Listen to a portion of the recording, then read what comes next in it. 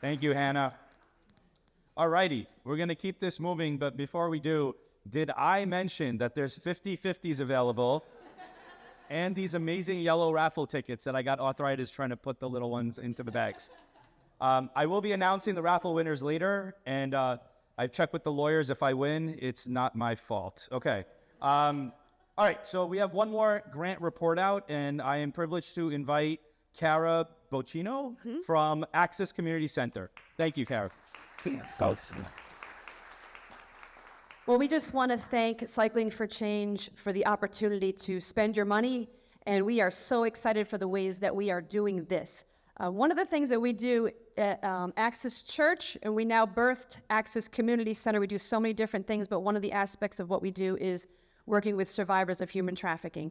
And what we always do is we want to support those that have come out of the life in practical ways. And so I have all of our connections in the community in Suffolk County, and we find out what the needs are, and then we do what we can to provide those needs. So I'm going to get to that in just a second, because I want to share a testimony, a story with you.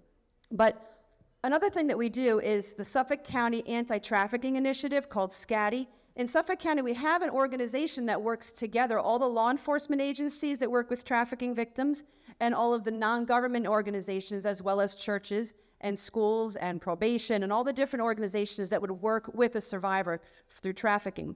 And we do all kinds of great things in that way, but we wanted to think about something bigger. When we go out at SCATI and we talk to the public and we talk at churches, we speak at schools, and we want to bring awareness, one of my mottos is, know your role and do it well. And Cycling for Change knows its role and does it well, and I appreciate that very much. But everyone needs to know their role and do it well. It's not my job to go into a hotel room and grab a female out of the life and say, hey, I can rescue you. It's not my job. It's the law enforcement agency's job. So we said, let's try to do something a little bigger as we're thinking through what to do with this money, this grant. And we came up with, when we make these presentations, we would love to have some type of video that we could play that really brings in true stories of survivors. And we could also bring information to the public of how they can actually help. Like, what is your role? What can you do when you see somebody or you suspect something? What do you do? What phone number do you call? So we're going to make a video that's going to have vignettes. And what's going to happen is we're going to pay survivors for their stories so they can be filmed and they can be presented to the community of how people can help. But also, we're going to put it up as a public service announcement. We'll get it on the radio. We'll get it on TV. We're going to do whatever we can do to help Long Island know that trafficking is a problem and we can do something to help it. So that's one of the major things that we have contracted with to do, and we're going to go from there. But I want to share a story. So one of the things that we as Access Community Center do, what we do is we help in a practical way. And so I called ECLI right up and I said, do you have anybody getting an apartment? Do you have anybody that has a need right now so we can provide for them? And we had 3 ladies that did have some needs, and I'm going to share one of their stories with you. This was her thank you to you for providing these things for her. She said, I would like to extend my greatest gratitude for providing me with the things to make my new house a home. There are no words to describe how much of an impact you made on my life.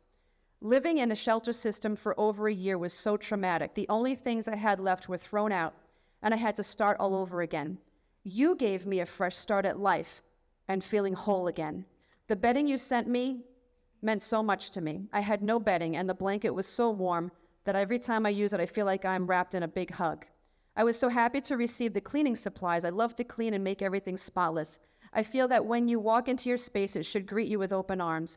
Also, an organized place can help mentally. I'm so grateful for the 2 pairs of sandals you sent me. I use one pair as a shower shoe and the other pair for when I walk around the house. It is the best feeling to know that in this world, I have the most caring people by my side, helping me feel loved and learning how to love myself. And that love teaches me that I'm worth it. Thank you from the bottom of my heart for helping me feel human again. The impact you made on my life is a true blessing. I hope I can meet you someday and give you my greatest thanks for helping me start my new life. So thank you for contributing.